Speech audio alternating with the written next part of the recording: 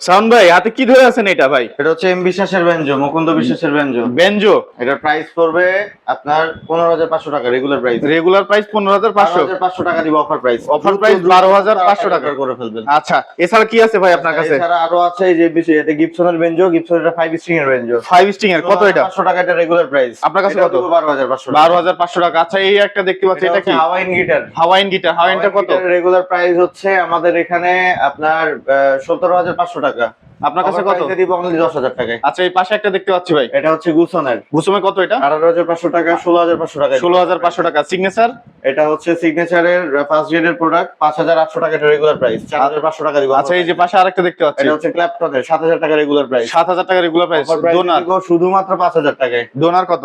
Donor এটা 18,500 টাকা।